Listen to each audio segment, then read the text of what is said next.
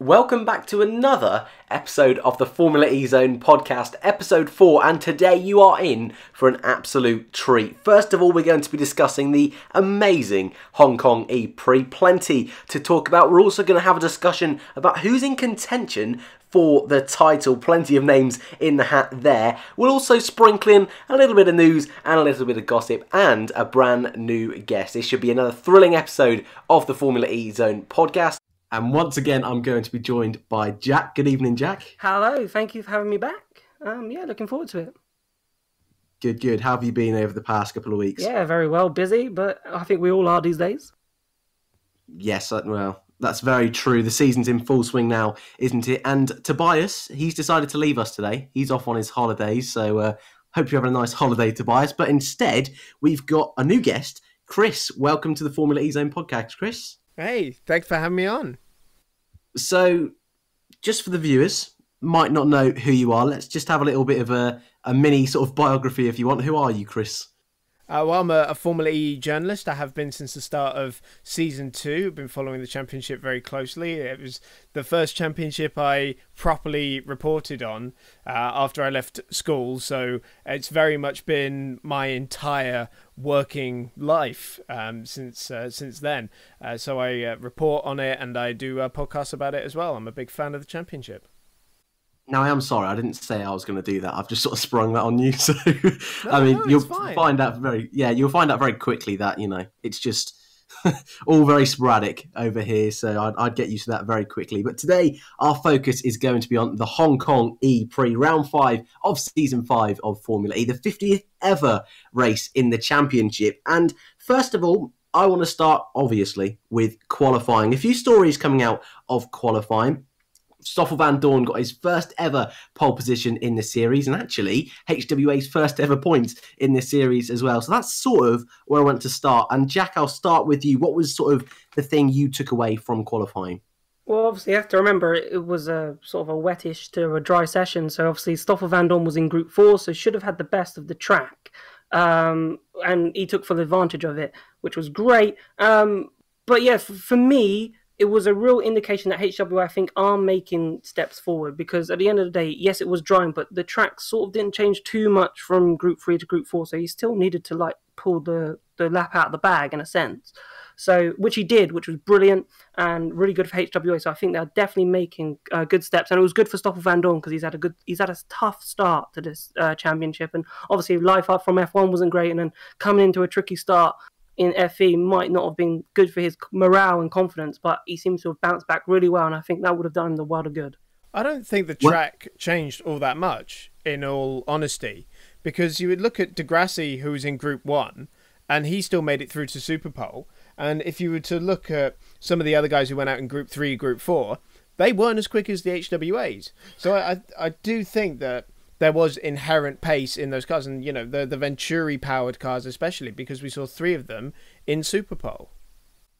Yeah, I agree. I think they made really good progress, and I think that shows the progress that they are making, using the test days really well to sort of put their car, move it forward, further forward up the grid, because at the beginning of the season you could be quite worried for HWA, which we have to remember is a learning year because they're becoming Mercedes next season. So to be honest with you, it doesn't really matter, as I've said before, how they do this season. All they're doing is just gathering data, building up, and sort of trying to progress their car ready for the big Mercedes factory team coming into next season. But they definitely are moving in the right direction. Well, at the opposite end of the grid, we had the big championship contenders, didn't we? We had Felix da Costa all the way at the back and the 2 Mahindras. Were you surprised at that, Chris, or did you really just put that down to the change? Well, I was going to say changing conditions, but was that more down to the wet weather? No, I think the Mahindra and the BMW really struggled in the wet conditions, yes. But I don't think that you can just put it down to the fact that the different qualifying groups had different track conditions, because as I said earlier, it was fairly similar, and we still saw quick guys up at the front of the field. Nissan Edams being another car that worked very well, and I got to say, even just watching them in shakedown throughout practice, the Mahindra and the BMW were the biggest handfuls, it looked like, on the track. So I would say that there does seem to be something with the way they set the car up or the way the car delivers its power that just doesn't work as well in the wet. Yeah, that's what I was going to say. It might have been a setup thing because the race the forecasts were predicting that it could potentially be a dry race. So I was going to maybe throw out there that maybe, the way that Mahindra had set up their car going into race maybe didn't favour the wet conditions that they had in qualifying at that time. But yeah, they did look like a handful, as Chris said. So moving on then into the race, actually the two Mahindra cars tried to take it very steady early on. Some of the guys nearer the front, a little bit argy-bargy. I think Massa took a bit of damage early on, but it was Ollie Rowland once again making a pretty smart move into turn one, taking the lead early doors for Nissan. But the first real talking point of the race was that early red flag caused by Felipe Nasr and the two Mahindra cars. Nasr in the wet conditions, getting it, well, actually had a bit of damage, didn't he? Causing smoke to come out the back of his car. Jack, how do you see that incident? Was it very straightforward in your eyes? Well, the incident was, I think Nasr should have stopped because he'd lost the front wing, or the front wing was stuck underneath his tyres. So he should have pulled over. I think the team should have told him to stop because basically he went into that right-hander of turn two, sorry, and he couldn't stop. He just went straight on into the wall and then caused a roadblock. So really and truly, instead of trying to attempt that corner, Dragon should have been on the radio, which the drivers, D'Ambrosio, and said that's what they should have done because he couldn't turn. Poor guy, he couldn't do anything when he turned up to that corner apart from just plough straight into the wall. And it caused the roadblock. In Dragon's defence, I think they had every right to try and get it back to the pits, repair it, because there was more than likely going to be safety cars in that race that was going to bring them back into play. And with the pace of the race that we saw, then it would have been worth trying to keep Nasr in that race. I mean, hindsight's a wonderful thing, yeah. Yes. And you got to, Nasr is pretty blameless in that incident itself. It's just a crying shame that when he did stick it in the wall, the two Mahindras were unable to avoid him. Well, and of course, they're both championship contenders, arguably, as well. So it was a big shame. And I think I agree with you, Jack. I think there definitely should have been a little bit more emphasis from the two Mahindra boys trying to get Nasr to come into the pits. But I understand what you're saying, Chris, as well. They were just trying to make the best out of the situation, I suppose. And all a bit of a mess, to be totally honest with you. Anyway, we saw that red flag and then things got back underway once again. And Ollie Rowland leading, Sam Bird nudged him a little bit in the rear and he sort of had I was going to say an issue, but it was a bit bizarre because as soon as they made contact, Rowland moved over the side. People were thinking, that could be Rowland perhaps out of the race once again due to damage, but his car got going again. Do either of you two know quite what happened there? Yeah, he accidentally hit the full course yellow button from the nudge. So he was suddenly stuck at 50 kilometers per hour, not going anywhere, which, again, it's just more bad luck for Ollie Rowland, isn't it, really? Because I'm staggered how quickly he has brought up the pace to beat who I consider the Formula E king, Sebastian Buemi. Definitely. 100%. Because at the beginning of the season, you saw Buemi sort of was ahead and Rowland has taken the fight to him like a rocket, and in qualifying he's there, he's making it like fastest in like group qualifying sessions now. He's constantly at the front and he's racing really well, and it was just really unfortunate. Like, it was weird. It was a shame that he accidentally hit the full course yellow button, because I thought straight away, oh no, he's had a technical issue, because that's what it looked like. It looked like he's just pulled over to the side. Yeah. Technical issue, but obviously it was he said after the race that he accidentally hit the full course yellow button. But at the time, then obviously I think we realised during the race that he must have hit the full course yellow button, because he then continued. He wasn't like in last place with a technical. He was then running in 10th. So he went all the way back down to 10th after that incident, which was a shame, because again, he could have won that race. Very much like in Mexico, where he was in a position to challenge for the lead of the race, and it all went away with the energy consumption problems. This time, he could have won the race because he was in the lead of the race, and he could have managed it, because Hong Kong is not an easy place to overtake. It's extremely tight, and he could have won that race. There was the potential for him to do it, because as we talk on it later into the podcast with the actual race that then unfolded, you saw how difficult it was to overtake. And the thing he had going for him as well, that Nissan Edams has got fantastic punch out of low-speed corners. So coming out of the turn 1 hairpin, turn 6 hairpin, he would have had fantastic defensive cover because of the twin-motor package on that car just gives it such great acceleration out the corner. And fair play to Ollie. I mean, as you know, we were talking about him versus Buemi. He had next to no testing in that car before the start of the season, because it wasn't supposed to be him driving it. He got a very last minute call up, did 1 day of testing in Valencia in the pouring rain, and then had to rock up in Adria prepared for the season, and apparently having to suddenly lose a bunch of weight for the championship as well. So fair play to the guy. I think he's done a fantastic job. Yeah, that just underlines it for me, what you just said. It's mind-boggling to think he's come into a championship with next to no testing. Yes, you could say, you know, he had that little tiny run in Mahindra, but it's a completely different car now, so it's sort of irrelevant. But the way he's just adapted to this Gen 2 car and the series, and obviously the drivers with the amount of experience that they have compared to him, is just mind-boggling. So he's doing a fantastic job. And he could be, if that Nissan car can push forward even in maybe Season 6, if they can keep up, then I wouldn't rule him out for a title. Oh, that's a statement. That is a statement. I'm guessing that is that's bold early on in this podcast. But the way he's driving, can you? We were talking last time about Wehrlein possibly winning this championship because of the amazement of what he's done over his first couple of races. So what Ollie Rowland's doing to me is no different to what Wehrlein's been doing. So if Wehrlein can potentially win a championship, I suppose you could make an argument for any driver winning this Formula E championship because it's so nuts. But if you were trying to, you know, think about it realistically and trying to think about, okay, who could actually mount a serious challenge, if you don't put Ollie Rowland in that bracket, then I don't think, you know, you're doing something right. And for me, he has to be in it in some shape or form.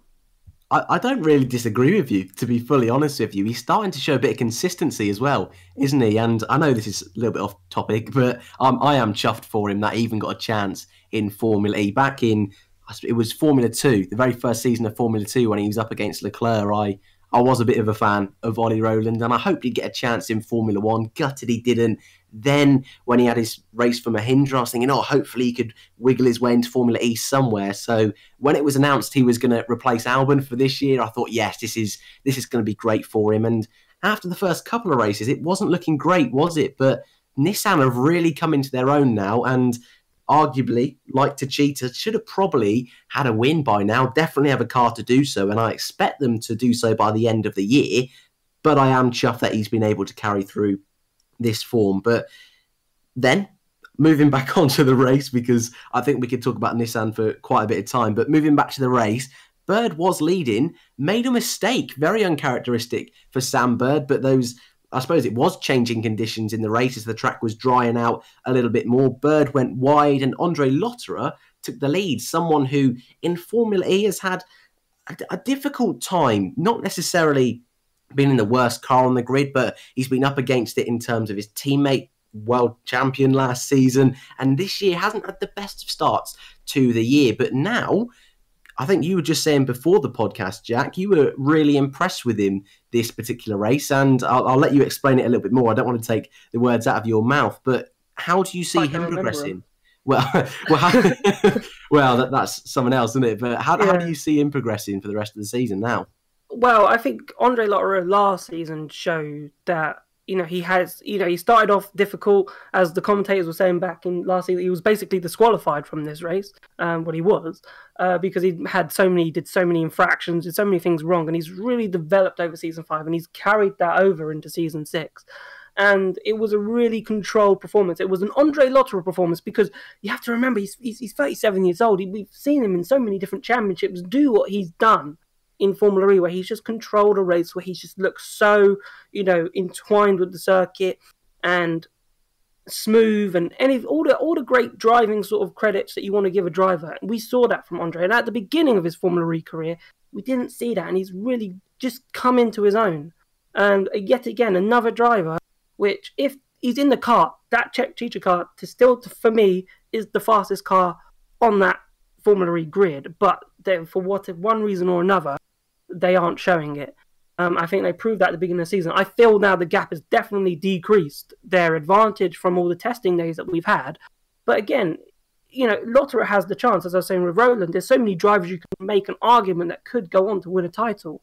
And Lotterer, I think, is slowly, maybe not there yet, but slowly, definitely creeping more into that category. Maybe not there yet, but he's definitely moving forward. And he will match or compete against anyone, which we saw today. Well, not today, but, in the race.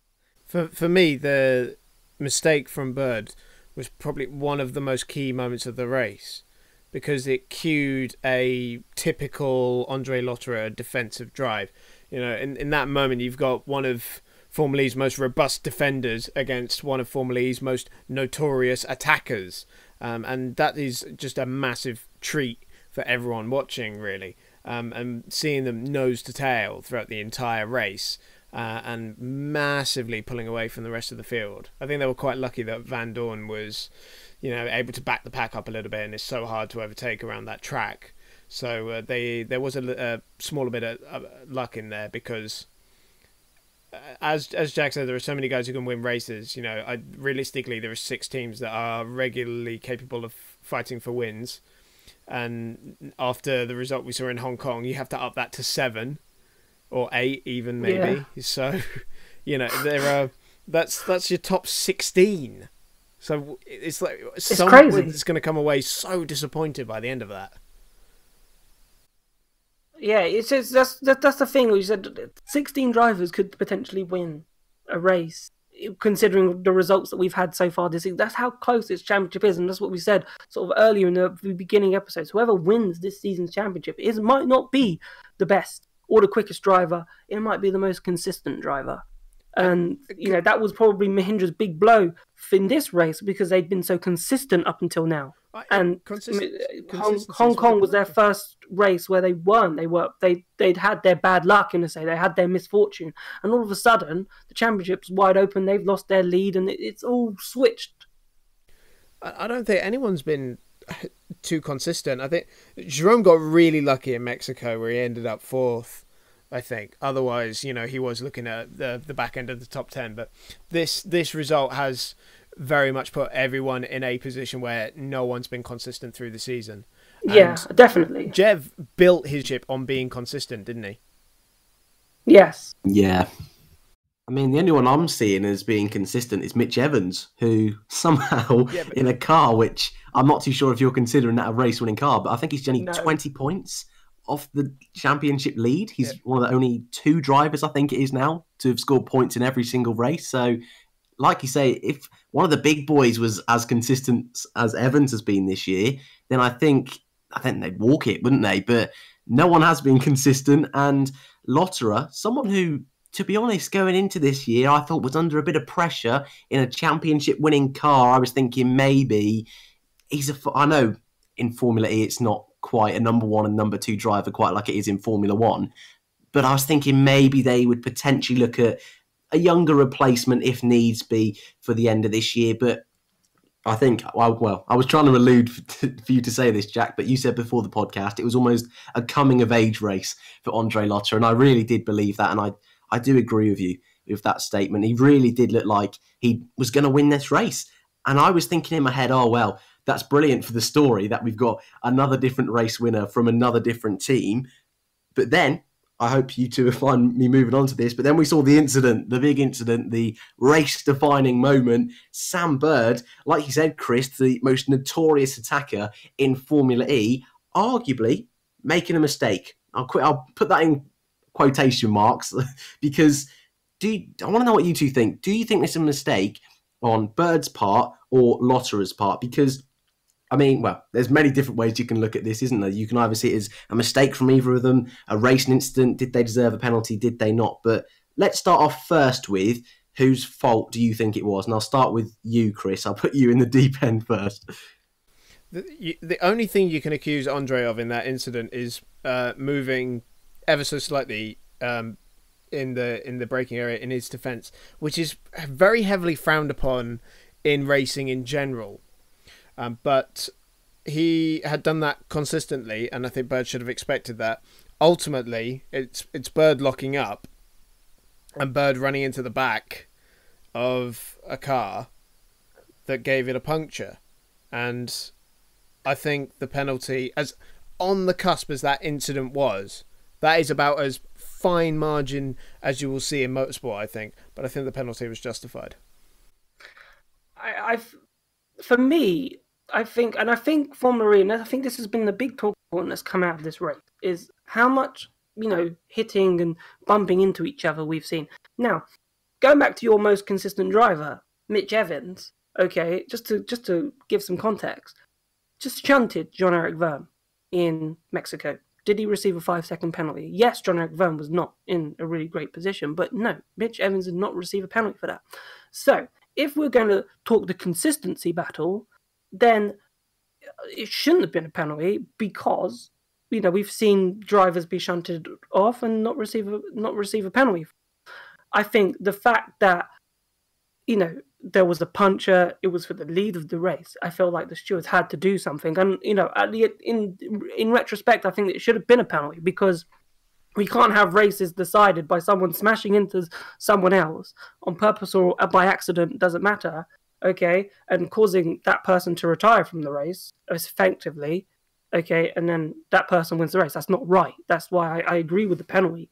But I think Formula E need to set more of a precedent. You can't have 1 week someone shunting someone else and spinning, and that's not a penalty, but then someone causing a puncture, and that's a penalty. So if you take the two incidences away from their positions and put them side by side, there isn't really much between them, and one was a penalty and one wasn't. So for me, I feel like the FIA now need to clamp down on it, because I think there are just too many cars going. I know it's easy in a street track to do, and these cars are pretty, wide, you could say. And the street tracks are pretty narrow, and you have to expect that in Formula E. And maybe that's what the stewards and the FIA have been doing. Maybe they're like, we need to expect that cars are going to, if we want them to race close together, maybe we need to expect them to hit each other. The issue that Formula E has got, so I 100% agree. The action involved stopped Lotterer from winning that race, and he probably should have done. So you couldn't let Sam keep the win. But the issue that Formula E's got at the moment, especially on a track like Hong Kong, where it is just so difficult to overtake, the drivers do resort to getting their elbows out, bit of bumping and shoving, bit of British touring car style bumping to make an overtake happen. The problem you have, as to compound that, is that these races are getting quicker. They're getting more and more flat out, which is creating fewer opportunities for overtaking. The Hong Kong race we saw was the shortest race in Formula E history, and that is just not creating strategy. It definitely didn't help that we had so many safety cars, and so that just meant everyone was taking attack mode at the same time as well. So there was no variety in strategy, and they were barely even having to save energy as well. So you have no strategy variation in that as well. Put those factors onto a circuit where it's nearly impossible to overtake. You are going to have to get very creative to pull off an overtake. And the stewards have just kind of let it be for the whole season. They really do need to change a few things, because if you start penalising the consequences of incidents rather than the incidents themselves, you're going to kill racing in this championship. The other thing they need to look at as well is the cars, because when you bumped somebody in the Gen 1 car, it did not matter. If your rear fender flew off, it did not matter. The fact that they had rear guards over the wheels as well, we never saw these puncture situations with wheel-to-wheel contact. We never saw people having to retire because of these incidents. Very rarely. I mean, people could keep going without their rear wings on. The only reason they didn't was because the FIA wouldn't let them, because they felt it was too dangerous. So the fact that you've got a Gen 2 car, which is quite exposed to damage, we've seen it, but all you have to do is lose a small piece of that diffuser. You use a load of downforce with it as well, relatively, in a Formula E car, but also it just destroys your aero efficiency as well, and that suddenly means you consume a lot more energy, and it just takes you out of the race. The cars need to be less susceptible to damage. It's got to be less impact into your race if you want to maintain a a breezier attitude to Rubbings racing. And so they've got to decide one thing or the other. They've got to make some big decisions about how they handle racing in Formula E very quickly. I agree with what you say, and I want to pick you up on what you said about Formula E needing to change something, and everyone going into the attack mode. I think that should be banned. Yes, because it's rubbish. 100%. And I think this race really just pointed that out. When everyone goes into attack mode at the same time, what's the benefit of attack mode? Exactly. Because everyone's running at the same pace. It doesn't matter. We're just running a bit faster around the track now. I cannot believe there is no point of attack mode in that situation. So maybe like in Formula One, where they ban DRS 3 laps after the safety car, we should ban attack mode for maybe 2 or 3 laps after the safety car has gone out. Because if everyone just goes, oh, we're going to arm attack mode because he's leaving, because the safety car's going, and then what's the attack mode ain't doing anything. Attack mode's been pointless in that race because everyone's just running around at the same same pace, sorry. But obviously, I think it was Frines and there was another driver who didn't take the attack mode and were able to still defend their position. So that's how hard it was to overtake in Hong Kong, was that the drivers that didn't take attack mode at that time actually stayed in front. So you could say then, well, they benefited. But when 18, or with 20, apologies, or probably a bit less, but say the majority of the field at that time who weren't out, 2 drivers not to take it, and there's no point of attack mode. I can't believe they didn't foresee it, and I can't believe they didn't change the rule immediately after the first race in Adria, because this is not the first time this has happened, and I don't know why they're still allowed to do it. Yeah, it's because it's just pointless. It really is. What do you think, Dan?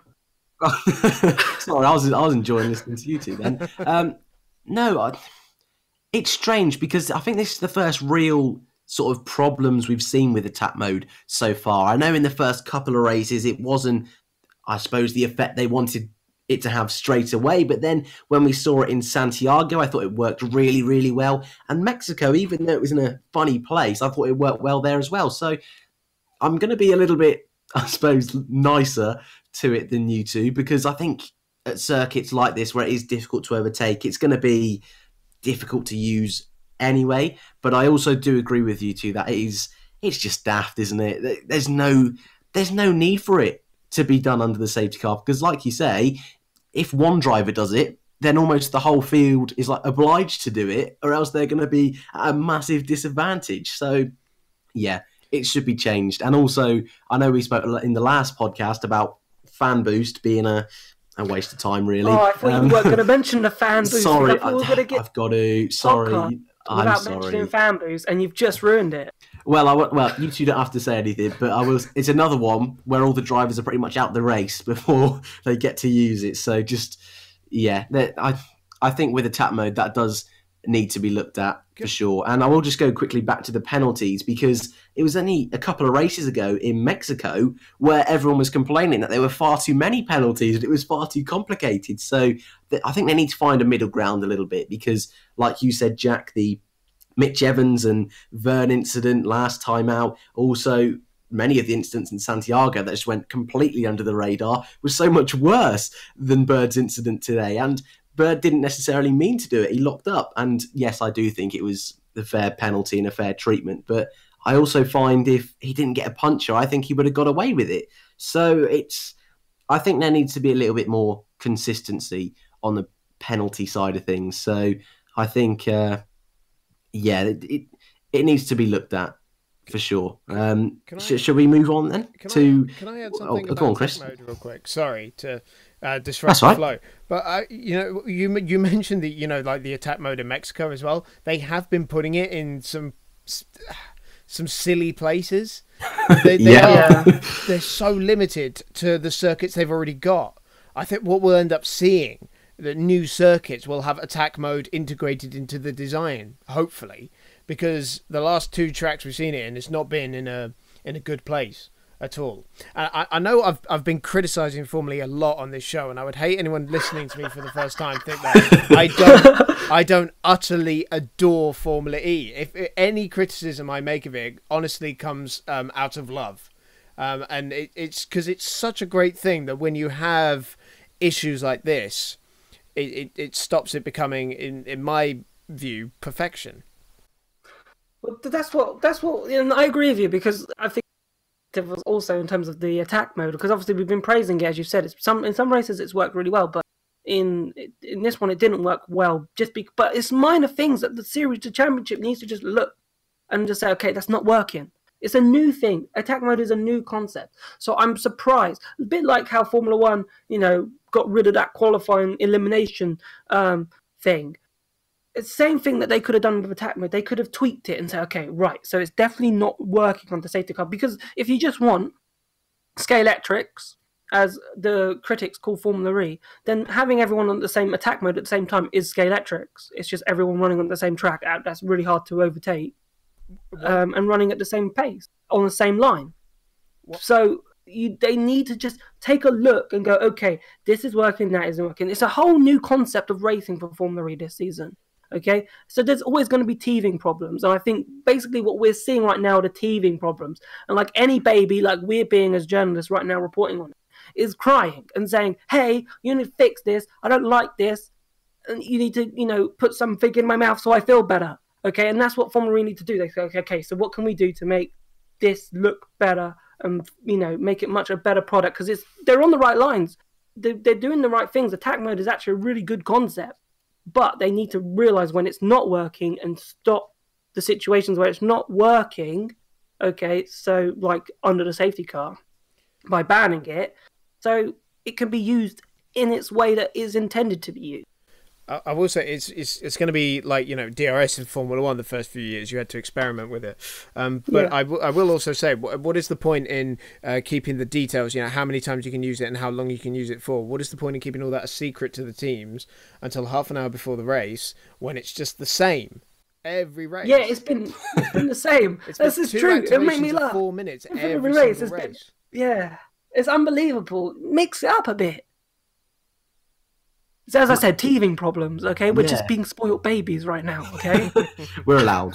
I'm sure we're allowed. But I like what you just said, Chris, about where it was placed, because on these funny sort of mini straights they keep putting it on, the best one I think they've done so far this season was Marrakesh, around that long sweeping left-hander where the drivers had to go offline. And I think at circuits like Mexico, perhaps if they did that through, you class that as turn one, just if you took the wide line, I think that just adds a little bit more of a dynamic to it, rather than it, drivers having to brake really heavily, go down a straight. I mean, in Mexico where it was, there wasn't really an opportunity for the driver behind to make the overtake. It just ended up slowing the guys behind down. So we'll call it teething problems, Jack. That's what we'll call it. But I think, and Chris, don't worry, I don't think anyone thinks you're fully hated on Formula E. It's just little pet peeves, isn't it? And you always think like, if they just changed it slightly, it'd be so much better. But I think, it's fine for now. But I wonder if, I'd love to know quickly, sorry,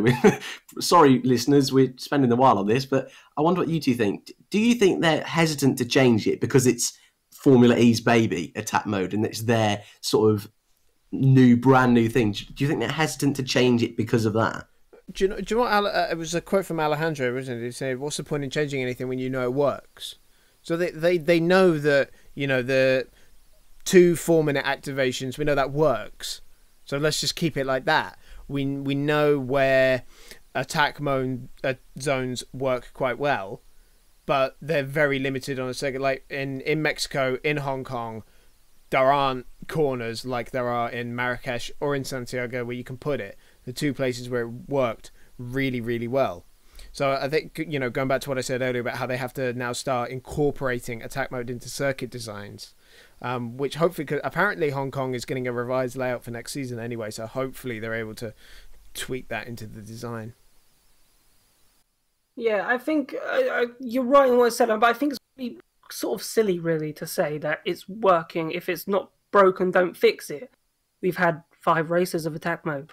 How can you say it's not broken or it doesn't need fixing? It's like, for me, when I heard that, I was just like, how can you say that? It's not even been tested, really.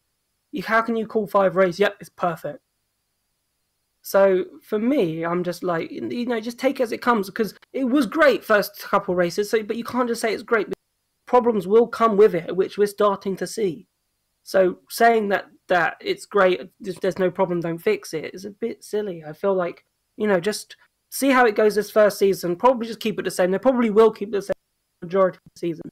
And fingers crossed they go into the off season for season 6 and go, okay, that, go and analyze all the 13 races of attack mode and go, okay, what worked well, what didn't work well. And fingers crossed the safety car thing comes up as that did not work well. Okay, and that gets changed for season 6. Yeah, you do wonder as well why, like you both just said, we don't find out how long they get to use it or how many times until a few hours or was it days or whatever. There is a reason, because they don't want them to simulate. They don't want to simulate a race and finding out when is the best time to use attack mode. That is the purpose of that. No, yeah. Why don't they change it? Why don't we see different ones? If Sanya is 4 minutes of use and 2 activation times, then what's stopping me, being my Formula E team, going, okay, Rome's probably 2 activation times of 4 minutes. Let's try and see if we can bring that into... What's stopping me from just making a prediction? Because that's what it's been. And lo and behold, they probably are, because they're not silly, these teams. So lo and behold, I've made that prediction. I go to Rome because I've realised the first 6 races have been the same, and I go, great.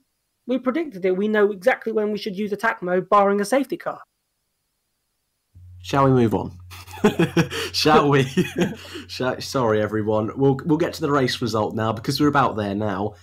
Another different winner. Another new winner. A first-time winner in Formula E. Eduardo Mortara took his first win and Venturi's first win. A surprise result in the end, but mainly down to Bird's penalty. Venturi. We wanted to speak about them before the podcast, and I think it's a great topic to look at because I remember on the very first podcast we were talking at how HWA, Neo, Venturi, are they even going to get points this year? And yet, round 5, and they've won a race, and Mortara suddenly is in championship contention. So, Chris, I know we haven't really heard your thoughts about Venturi. How do you see this? I'm staggered. I remember pre-season testing where they didn't look very quick, and they didn't look all that reliable, it must be said. I remember the final day they packed up early because both their cars broke down during long runs with the same inverter issue. And we've seen during the beginning of the season the car wasn't reliable or fast. All 4 Venturi-powered cars, so the Venturi Works team and the HWA customers, have all had mechanical issues during races. And that was still the same in Hong Kong, it must be said. Both HWAs had a drive shaft issue.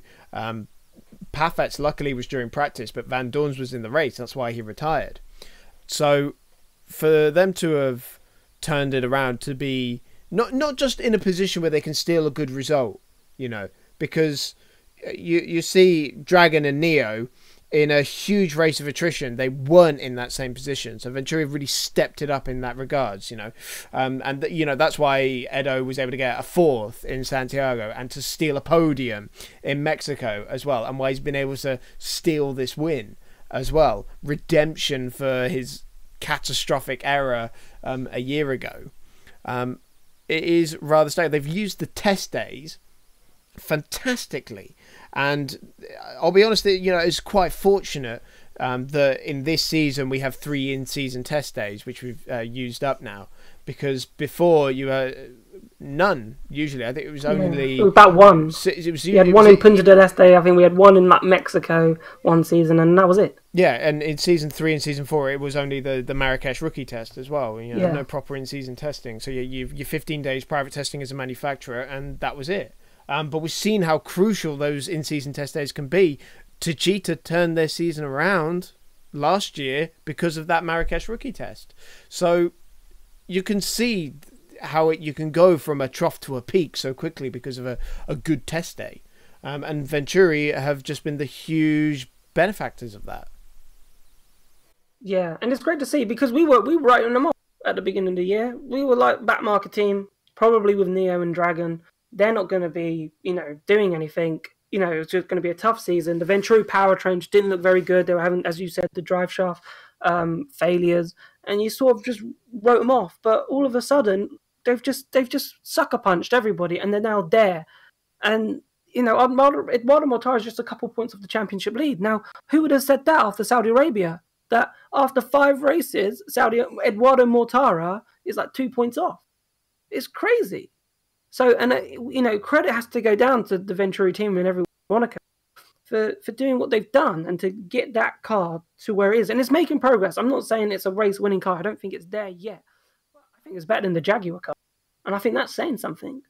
Well, and in the Constructors' Championship, they're ahead of BMW and Techeetah. So, I mean, like you said, I don't think the car is actually better than the BMW and the Techeetah, but these past couple of races, and just for reference as well, Nasr in 5th today, a really good job from Venturi. I'll go through the rest of the result quickly. Degrassi in 2nd, again, very similar to last year, started off poorly, but he's starting to find a little bit of form now, and he's definitely in the title fight. I think we can all agree. Robin Friends, P3, a podium in the end for Virgin. I suppose they'll be happy with that, but the team coming on the radio to Sam Bird partway through that race saying just take the 2nd place, and we look back at it now and think, oh, if only he'd have been able to hold on to 2nd place. Daniel Abt in 4th. He continues his points scoring streak in every single race this year. He has scored points. Massa was 5th. Bird was 6th. Mick Jevons again scoring points in 7th. And Gary Paffett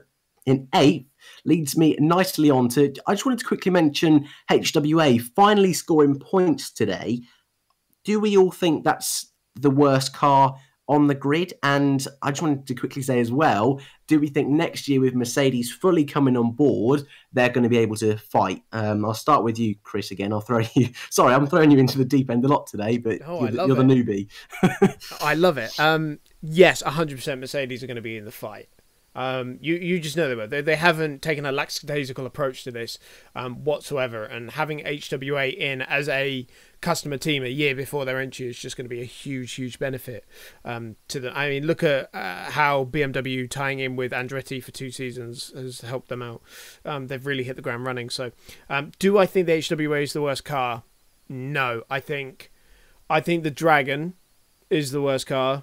Arguably, the HWA is better than the Neo car as well. It's certainly shown a lot more potential. Van Dorn's been in Super Bowl 3 times because he's just got such immense speed. But also, we've seen the Venturi powertrain has glimmers of speed. The only reason that they've been outside of the points for so long is because they are a new team. They're here to learn. They're here to, let Formula E slap them about the chops a little bit, because that's just what Formula E does to rookies. So coming in as a rookie team with rookie mechanics and rookie engineers and rookie drivers, they are all in for such a steep learning curve.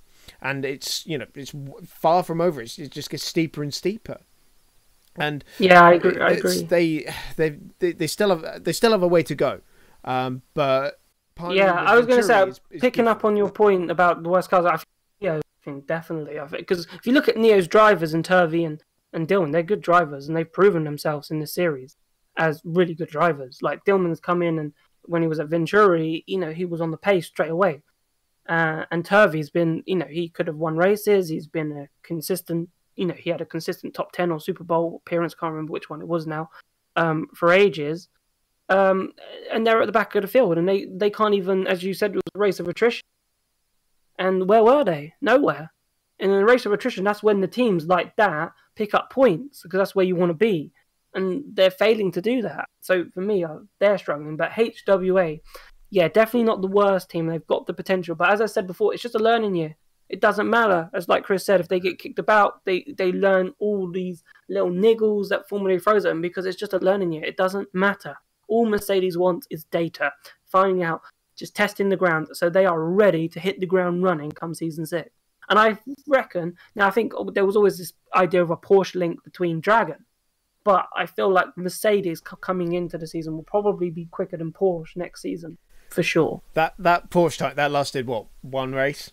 And yeah, you do have to wonder about Porsche's entry, because they've come into it like Jaguar did, where they just come in with their own motorsport team, having with no prior Formula E knowledge really, and their first season was very, very difficult indeed.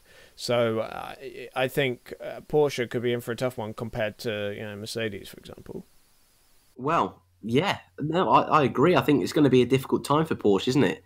And with Neil Yanni, is that how you pronounce his name? We'll pretend that's how you pronounce his name. I think it's going to be a similar sort of year to HWA. But before we wrap this up, another team I just wanted to quickly mention, I'll just squeeze it in onto the end here. Techeetah, another really disappointing weekend. Vern was the last guy to actually finish. Lotterer, obviously, with his puncher, not able to finish the race in the dying laps. But massively missing out on a golden opportunity, pardon the pun, best car on the grid. Surely they should be winning by now, Jack. I mean, come on. Well, I like that. But it's just they're not hooking up. They're not hooking up. And you could have said they nearly did hook it up with Lotterer, but then that luck was taken away from it. So really and truly, they did, in terms of Lotterer's race, nothing really went badly. But Vern, as we were saying, I think there's just this reigning champion bug where, you win the championship and you're just set up to have a horrible season. We saw it with Degrassi, Bino Buemi faded away, Nelson Piquet, the car was rubbish in season 2. It's like if you win the championship in Formula E, you're setting up for a horrible defense of it, because that just seemed to be the correlation so far. So for one reason or another, they just haven't hooked up qualifying, whether it being Vern not driving it properly or the car just not being set up properly. There's just things that they're missing, okay, which they weren't missing in season 4. That is costing, because even Lotterer, he's great. He's probably been a bit more consistent than Vern in his qualifying positions, but it's still not great. They're still, it's an old Super Bowl appearance, but then they're not really challenging for pole in those Super Bowls. Where has that pace gone? That's what I want to know. I would say Techeetah and Vern have had such incredible bad luck in the early part of the season. I mean, obviously both cars getting the drive-through, costing them a 1-2 in Adiria. Vern and Lotterer have to hold their hands up for their own errors in Marrakesh, and they did. And in Santiago and Mexico City, they were unlucky with the track conditions where, being out in Group 1 really was a disadvantage, and being clattered in incidents that just had nothing to do with them. Vern has been innocently taken out of races three times in the last 2 events, and you can't blame him for that. But in Hong Kong, I don't really think he had too many places to hide, because in qualifying, he was the only one to have a spin, a crash the car. The reigning champion, somebody of Jean-Eric Vern's caliber, you would not expect that. Regardless of how tricky the conditions were, because nobody else seemed to be having all that many issues. I mean, we know some guys were slow, but none of them actually put it in the wall. And then from there, you're just in a toboggan, because you can't make progress through the field for all the reasons we mentioned earlier in the show. Throw on top of the fact that he got a 5-second penalty for colliding with Tom Dillman, and then got a 10-second stop-and-go penalty for cutting that chicane, and then not coming to a stop, despite the fact that it was the team saying we want a harsher penalty for that, and yet none of the drivers seem to be abiding by that.